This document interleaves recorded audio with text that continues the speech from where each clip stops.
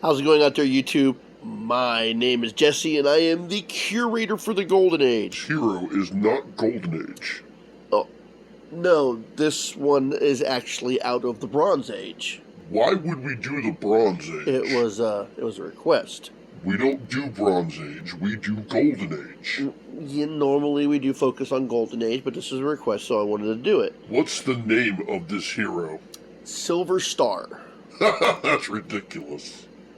Well, I mean, he wore a silver-lined suit, and he had a star on it. That's awfully simplistic. Anyways, normally I wouldn't do someone from the 80s, which is the Bronze Age, but since it had something very unique about it, besides being a lost hero, I decided that I wanted to go ahead and do this review. What's so unique about him? He was written by Jack Kirby. The Jack Kirby? Yes, the Jack Kirby. You mean the creator of Captain America? Along with Joe Simon, yes. Fantastic Four? Iron Man? X-Men? Along with Stan Lee, yes. And Spider-Man? Well, no, not Spider-Man. Stan Lee did want to use Jack Kirby, but he didn't do it for reasons and went with Steve Ditko instead. Why did he use Steve Ditko? Too much to go into. The video is not about him. He created the New Gods too, right? Yes, he also created about the New Gods. Are you going to list everything that Jack Kirby has done? Just want to make sure the people know who he is. If the people who are watching this video don't know who Jack Kirby is, they really shouldn't be watching Golden Age videos. Jack Kirby didn't draw everything, and not everyone is as versed with the Golden Age as you are. That's a fair point. Jack Kirby, I consider to be one of the greatest comic book artists of all time. It's too bad that he passed away in '94. I would have liked to have seen more of what he could have done. He did do a lot of work for Marvel and DC, and he went ahead and did some independent comics too that were not the mainstream. This is Silver Star that comes out of Pacific Comics. Now, I did cover the first appearance, and then I read the other the other 5 issues. It's a 6-parter. Now, I did the first appearance before I read the other issues because I didn't want what I knew about the other comics to influence just a review. So it's pure cold without the other 6 issues in it, and there are a lot more questions than answers. Anyways, we'll go over the 6 issues, a little bit about what the story was about. We'll talk about some of the revivals that he kind of had, and then we will do the first issue cover, and you can tell that the artwork is very Jack Kirby. So let's go ahead and cover this Lost Heroes of the Bronze Age. Let's do this. Silver Star, when I cover the first issue, I say that he appeared in 1982 because that's what the cover date says, but all the other reviews say it's 1983. Jack Kirby was given another story to write after the success of Captain Victory and the Galactic Rangers, which sounds interesting enough to cover one day. The story is about the next stage of human evolution, but it wasn't evolving humans. A number of pregnant women had genetic markers put into them to bring out the next stage of human evolution. Now, the main villain was kind of weird in this. His name was Darius Drum, and as I was reading the 6 issues, it seemed like his motivations kept switching. Like, first it seemed like he wanted to kill all the genetically altered people, which he was doing at first, and as we got on more, it seemed like he wanted to rule the genetically altered people. And then when we got to the last issue and he turned himself into a demon-like creature, he wanted to destroy the Earth so he could start over again with a new Earth. This one was This one was kind of weird. The story takes place in the Vietnam War, and we see our hero get flashed with stars. I'll cover this in the first issue. And then he goes out and seeks the other people that are like him because he can no longer track Darius Drum anymore, even though these guys can pretty much do anything. And we see other people as the comic book goes along, and Darius Drum actually does kill some of them that they could have made a team out of, which I actually think would have been more interesting. There's this little girl that appears in the first issue, and we find out she's being locked in stasis. And as far as I can tell, we don't see her again. I mean, with what they do with the first issue, they don't seem to be doing anything like that in the other issues. I mean, he communicates with this girl inside what would seem like a mindscape type thing, which they never address again, and they find out that she's in stasis, and they never talk about her again. They don't make any references to her at all, as far as I can tell, not in the 6 issues. Now, as he is tracking down Darius Drum, this guy has no problems with killing people to kill the other genetically altered people. From what I can tell, he was the very first, and he had deformities, so his father did not want him, and I don't know if he was evil because of that. It seemed like from the time of even being a child, he was just highly intelligent. But he starts to make his plan. He starts to kill the other members. And the last issue, I think, is kind of anticlimactic. In issue 5, we have this battle where Silver Star and there was this girl that he teamed up with, Norma. Both of them together start to make short work of Drum's followers, because he's got some sort of cult, which isn't even mentioned before we get to it either. Like I said, the story seems to jump around a lot, and could probably have benefited from more issues just to explain some things. And at the very end, he forms himself into a demon, calling himself the Angel of Death. And as he starts to kill people because he wants to purify the earth, Silver Star, somehow, changes everybody's face, or alters his perception to see everybody's face as his own face. And at that point, he's like, I can't kill myself. And then he starts to fade into the earth's core, and he's overcome with all this self-turmoil and doubt because he can't kill himself. It's really weird, and it's so anticlimactic. I wanted a big, drawn-out hero fight like we see in comic books. We didn't get that. I really don't know what to make of that. Okay, after this, they tried to bring back Silver Star in Topps Comics back in 1993.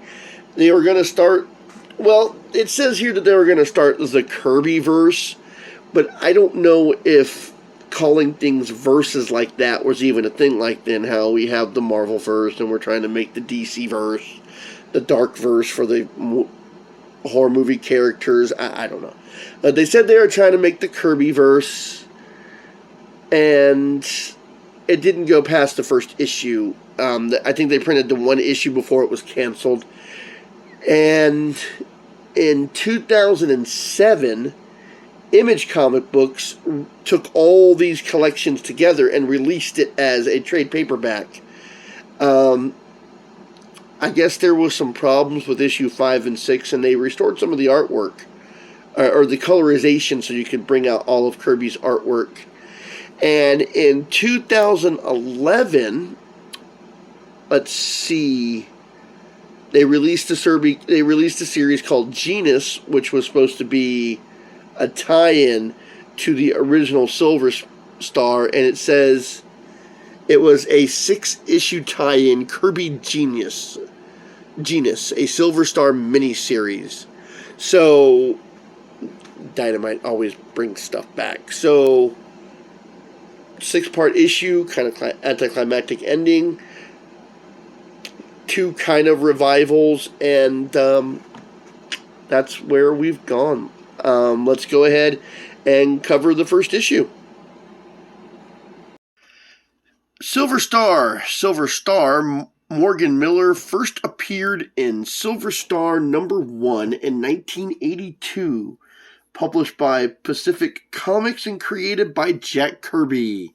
Silver Star, meet Morgan Miller, Homo Genetics, or Genetux. I'm going to go with genetics. Genetics. Us. Genetics. Okay. If I stumble over anything I'm reading, it's just because even though I have gone through this, some of the words, it sounds a little off. It's not even an 80s thing. It's just some of these things sound a little weird. So, happiness and a holocaust forever surprising us. They generate and grow and prepare to penetrate our lives from the very spot we never watch. The baseball fan calls it left field, but in this case, let's call him Silver Star, Homo Genetics. We start off with this girl calling out Morgan, and we're not sure. It looks like she's in some sort of space that is ill-defined. I mean, everything else has a background in it, so if there's not a background in it, it's something that we can define specifically.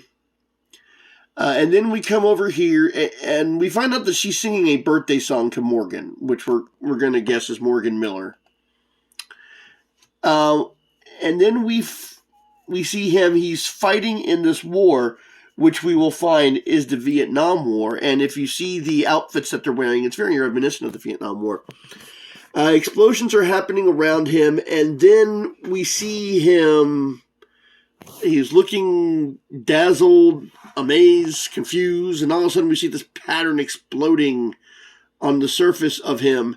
He throws away his gun, he picks up the tank and throws it at the other tanks, definitely stopping the attack. Now, she is communicating more with Morgan, and she's talking about the place that she's at is very dark. And then we get to the MASH unit. A MASH unit is basically the medical tents that you would have on the front line. Very reminiscent if you've ever seen the show MASH. Now, this guy comes in with a suit, and he wants to talk to, let's see, am I in the presence of Colonel Walter Hammer, M.D.? Well, I was expecting one of you boys to show. He was expecting someone from, I guess, Washington to show up. He wants to know what's going on and why he ordered so much silver fabric. He says that if it wasn't for the silver fabric, let's see. Oh no, a suit, not a suit. The word is shielding. It's more like stopping a leaking reactor with lead shielding, which is why they ordered the silver suit to keep him from, I don't know. They never really, I mean, there's a lot of exposition starting off, and I guess it's supposed to explain the things. Now, they go in, and they see him dressed in his suit. Now, he doesn't have any face covering. I mean, they said they created the suit to keep him from leaking, yet there's no covering on his face. Now, they say that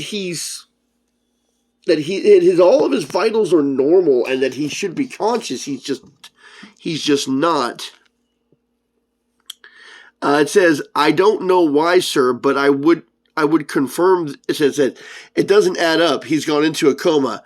I don't know why, sir, but I would confirm the opposite. Miller is as fully awake as you or I, sir. You're being impertinent, Sergeant. It's quite evident that kidding an officer isn't my style, sir. I'm regular Army all the way. And they're trying to say that his mind is fully conscious even though he's unresponsive to the people around him. And then it looks like he's in Elseworld, and he's calling out Tracy, telling her that he's heard the songs, and they can go anywhere with his amazing power. They can see comets and watch stars explode, but she's afraid to see things like that. I mean, she's a little kid. Something like that it might frighten a little kid.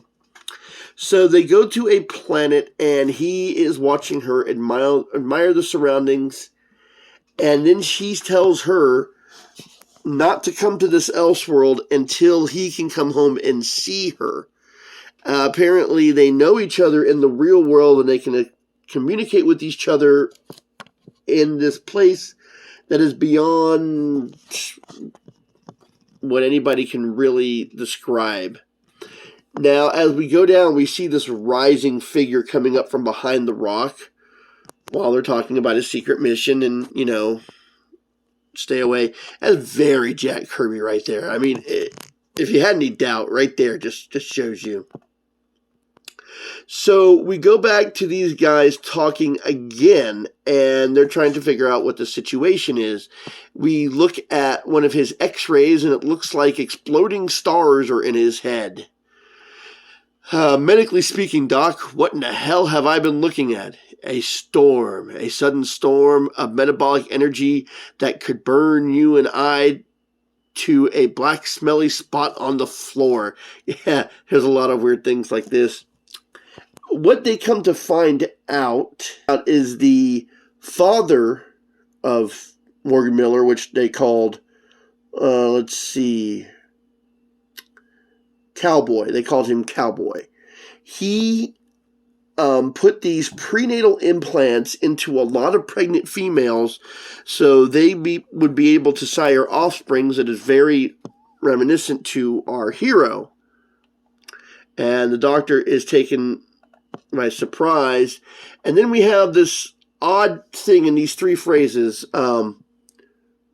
Is that it?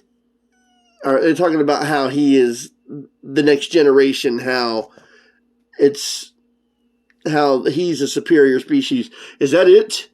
Do we join the dodo birds and the three-toed horses?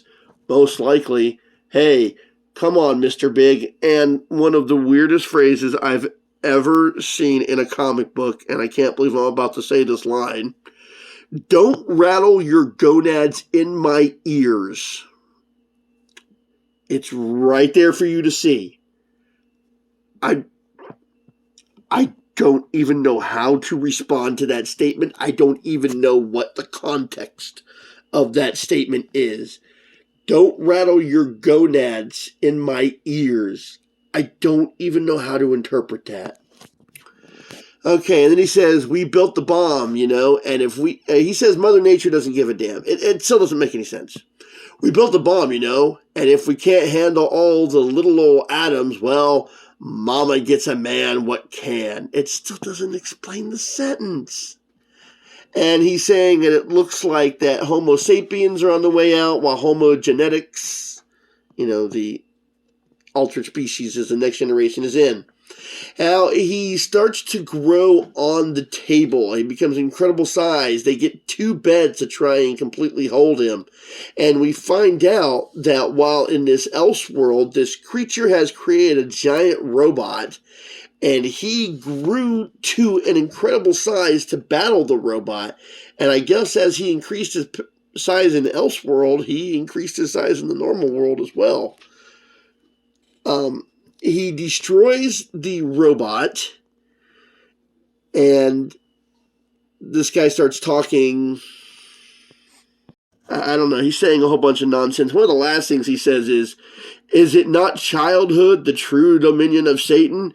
Is it not the place where joy and bliss are dragged out to rot in passion's heat?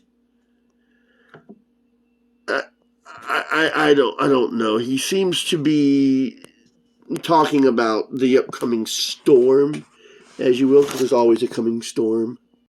He starts to insult this creature and character, and he says, I can't help but like you, Bumpkin. I'll save you for last. The others die first, and he disappears. Hey, you creep, hey! And He seems to recover, and he sees all the guys who have been, standing over him, wondering what the next step is. And he shrunk down back to his normal size. And they say that they're going to call him Silver Star because of the star that seems to be on his chest. And in the last two panels, the secret agent, he's a fine kid. His old man did a number on him. Silver Star's got qualities one can admire. But the others, who are they? What are they like? It won't be a tea party finding out.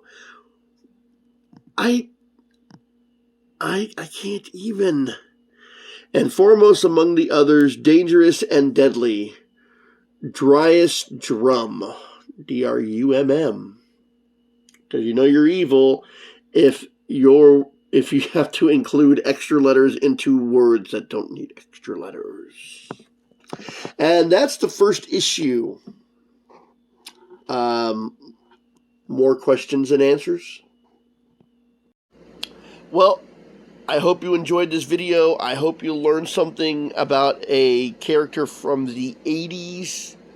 The confusion date is different. Everybody who's covered this says it was 1983, but the cover date says 1982. I've already stated that. I just wanted to state that again.